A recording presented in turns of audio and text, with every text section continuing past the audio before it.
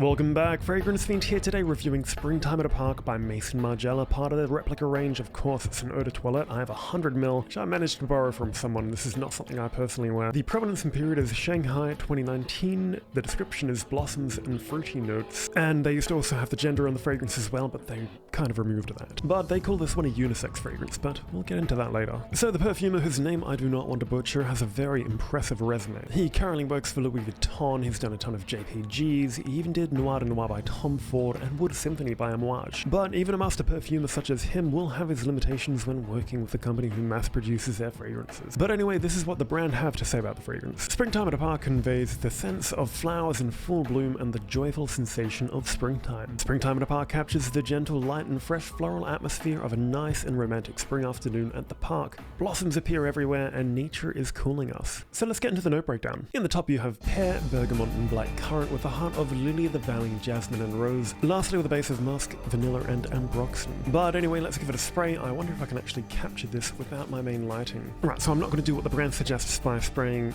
and walking into it. Bit of a side rant, but it seems the same people who use skincare are also the same people that actually waft fragrance back into their face. Obviously it consists of alcohol which will dry out your skin. Please do not do that for your own safety. So straight off the bat, this is not traditionally what you would label as a unisex fragrance. It is heavily feminine leaning. I don't know if they label it as unisex to appeal to a wider audience. They did used to have the labels on there, and I get nowadays you can't really gender anything anyway. I mean, scent is subjective. So on my skin it opens up incredibly soapy, almost like hopping out of the shower and you've left a bit of shampoo in your hair. Not in a bad way, it's kind of nice-ish. On paper I have picked up a bit more of a fruitiness with this one, but on my skin it just does not sit necessarily well. I don't get any of the fruits, but I do get that crisp bergamot adding a bit more brightness to the mix. No blackcurrant, but purely an overload of lily of the valley, jasmine and that musk. Even the rose itself isn't that prominent, but it's those three notes in particular which are just there from the opening all the way through till the dry down. Not that it's a bad thing by any means, those particular floral elements are some of the most popular.